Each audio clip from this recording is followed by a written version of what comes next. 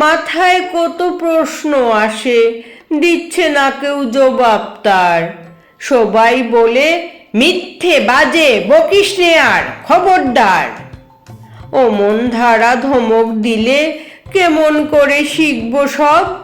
বলবে সবাই মুখ্যু ছেলে, বলবে আমায় গো গর্ধব। কেউ কি জানে দিনের বেলায় কোথায় পালায় ঘুমের ঘোর? বর্ষা হলেই ব্যাঙের গলায় কোত্থেকে হয় এমন জোর?